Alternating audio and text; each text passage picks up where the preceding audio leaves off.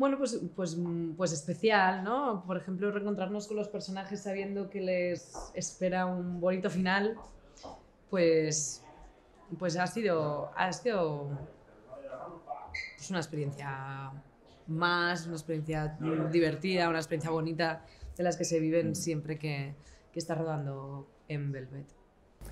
Sí, ha sido, bueno, la oportunidad de tener una especie de postre inesperado, ¿no? De terminar con un sabor dulce que no tendría por qué haber sido así y que es verdad que normalmente pues acaba sobre pues, una temporada o tal, pero la posibilidad de hacer un capítulo especial donde la vocación es eminentemente de ponerle un broche a la altura de lo que ha sido la serie, de la oportunidad de reencontrarse con otros personajes y sobre todo de homenajear a lo que han sido los personajes y la vida de gente delante y detrás de las cámaras todo este tiempo, pues es una manera, creo que muy bonita de acabar y no muy habitual. Sí, porque Velvet empezó en Antena 3, saltó a Movistar. Tanto como actores y como espectadores, ¿cómo veis este cambio de entender la industria del entretenimiento en España? Y si veis que ahora mismo se produce muchísimo para plataformas, Movistar, Netflix, HBO, si aún queda sitio para producir ficción en televisión generalista. Yo creo que siempre. Pues la verdad es que creo que no, o al menos yo no me siento especialmente dotado por el hecho de trabajar dentro. No me siento especialmente dotado, decía, para aventurar nada. Sí que es verdad que da la sensación de que el acontecimiento, el reunirse para ver algo que no sea algo en directo, pues como un partido de fútbol o el resultado de unas elecciones o cosas así, tiene cada vez más pinta de ir hacia que uno se diseñe exactamente cómo va a ser y sobre todo que a mí casi aún más importante que eso, la gran transformación pasa por tener un catálogo donde esas cosas no desaparecen, ¿no? Antes, pues el hecho de perder la emisión en directo de algo hacía que no formaras parte de ello, mientras que hoy, pues el hecho de que cualquier serie haya terminado no quiere decir que tú como espectador no la puedas descubrir dentro de 2, 3, 4 años, ¿no?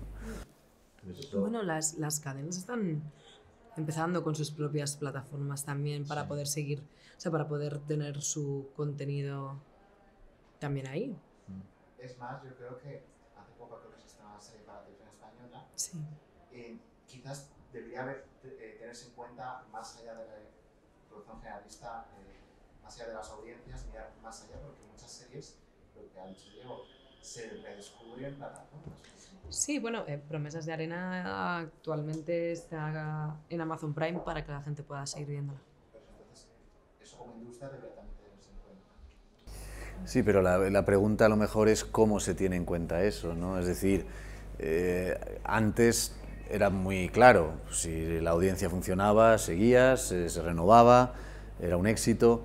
Ahora, es decir, se puede dar el caso de que de repente, no lo sabemos porque como tampoco se publican los datos, pero se podría dar el caso de que de repente alguien descubriera y que algo funcionara muy bien una vez ya clausurado, ¿no? Y de hecho tenemos un poco la impresión de que a veces las cosas están haciéndose o, no, o dejando de hacerse al margen de los resultados, pero es que tampoco la manera de medir la audiencia cuantitativamente sabemos cómo es, ¿no? Entonces, ¿quién decide ya ahora qué vida tienen los productos? Pues no lo sé, no lo sé. Hace poco Scorsese comentó que le molestaba que su película, que la produce una plataforma, se viese pues, en la tablet, del móvil. Velvet Colección, especialmente este episodio, es una serie cuidadísima, de época, elegante, con clase. ¿Molesta que se vea algo así tan cuidado que está pensado para una televisión, verlo en una tablet, en un móvil? Bueno, no tenemos el ego de Scorsese, entiendo tampoco, ¿no? Al final, no ves igual, o sea, no tienes la misma... Perdón, estoy muy espesa hoy. Échame un cable porque no puedo pensar más. O sea, no se ve igual, no se aprecia igual.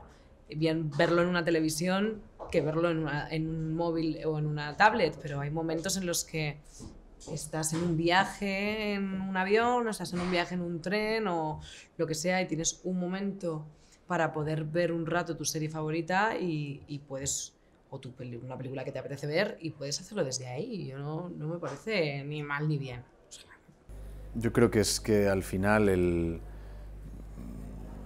vehículo con el que llega un producto de ficción es relativamente secundario. Evidentemente, y hay productos más proclives a ello, pues cuanto mejor condición tengas de visionado, de audio, pues mejor, pero también en eso podemos hablar de que a lo mejor yo prefiero ver determinadas cosas en una pantalla un poquito más pequeña, pero verla en silencio, que estar en una sala al lado de unos señores que están comiéndose unos nachos, por ejemplo. Entonces, quiero decir que al final las condiciones de visionado pues, son permeables a muchas cosas, y para mí, y es lo que dice Andrea también, al final esta manera o los dispositivos portátiles han hecho que a lo mejor veas cosas o tengas acceso sobre todo a una cantidad de producción que a lo mejor antes, teniendo que ir al cine o esperándote a que fuera emitido en una hora y día determinado, pues no habrías visto, ¿no? También quizás es un poco reflejo de que los hábitos de consumo del público han cambiado, ya no es como antes. Completamente, sí. es que ya no tienen nada que ver, y es por eso. Y para mí hay una ventaja en todo esto también, que es que al final tú eres quien está decidiendo en qué momento quieres ver o en qué momento puedes, porque no es ahora quiero o no quiero, es que ahora tengo este momento y voy a aprovechar para ver una serie que me gusta mucho, y estoy en el descanso de la comida en la oficina y mientras estoy comiendo tengo mi móvil ahí y aprovecho para ver el capítulo final de Velvet Colección o el capítulo de cualquier otra serie que te guste. Y es una... O estás fuera, por ejemplo. Yo el año pasado, rodando Promesas de Arena, estaba en Túnez y lo único que podía tener era mi iPad. Entonces lo único que podía ver series y cine era en el iPad. Pero a mí de todas maneras me parece mucho más relevante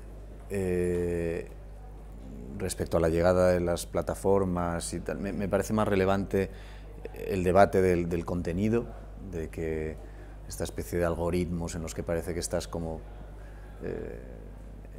conducido para ver determinadas cosas y tal, me parece más interesante que las plataformas puedan tener también un abanico muy amplio de producción de contenidos y que también accedan a producir, por ejemplo, pues esa especie de clase media que en el cine ha desaparecido tanto, o cosas pequeñas. Me parece más interesante el debate sobre el rol que pueden jugar las plataformas en cuanto al contenido y la producción de contenido, que en cuanto a la forma, y así la pantalla es más grande, más pequeña, el sonido increíble o no. Pues preguntando a Álvaro, o sea, Velvet la rescató Movistar ofreciendo un contenido diferente porque ellos producen otro tipo de series también. Vosotros, como profesionales que estáis, que lo vivís además, ¿hacia dónde creéis, dentro de vuestra percepción, que no es, que es mucho más complejo, este nivel de producción que parece tan masivo, que hará más oportunidades? ¿Da la sensación de que hay una burbuja o hay que aprovechar que mientras se produzca, pues por qué no? Bueno, nosotros como trabajadores, ¿no?, que somos, si hay trabajo tenemos que trabajar, como todos. Yo no me atrevo a mencionarme sobre esto porque es que no lo sé, no sabemos qué es lo que realmente está pasando. Lo único que nos va a decir qué pasa es el tiempo, ¿no? Y cuando veamos dónde se ubica todo esto. Entonces ahora mismo... Lo que sí es que es terreno desconocido, sí. Pero insisto, también para nosotros como espectadores, quizás sí, o sea, lo más fácil es pensar numéricamente respecto a las producciones que había antes, que puede haber una burbuja, pero la cuestión es que es difícil de evaluar porque tampoco sabemos la recepción que hay de esa producción, ¿no? Quizás antes había una especie de relación más directa con el público, que nosotros sí que podíamos apreciar, ¿no? Sí que se notaba cuando una cosa funcionaba y cuando una cosa no. Y ahora me da la sensación de que esto es un poco más etéreo, ¿no? Y quizás más sostenido en el tiempo. A lo mejor es menos fogonazo de ver que un día, al día siguiente, 2, 3 millones de personas han visto algo, sino que poco a poco pues, las cosas tienen a lo mejor más duración. Pero cómo determinan y en función de qué y en función a cuánta gente está viendo todas las series y tenemos capacidad para digerir todas las que está viendo, pues indudablemente no hay tiempo para todas, pero es que ahora el concepto de tiempo ha variado. Ahora ya no nadie está obligado a ver un estreno en el primer fin de semana, ¿no? O sea, si quieres ver Juego de Tronos ahora que ha terminado después de 8 temporadas, puedes empezar ahora desde la 1 o Velvet. Entonces, el paradigma de consumo de la ficción ha cambiado, pero también es verdad que puede haber un espectador que empiece a ver Velvet ahora y el resultado es que Velvet ha terminado, ¿no? Antes, digamos, jugábamos con el paradigma de que mientras la gente siguiera viendo masivamente una serie, se podía seguir produciéndola. Y ahora eso, pues, ¿por qué se sigue o por qué no se sigue? Es un poco más difuso, ¿no?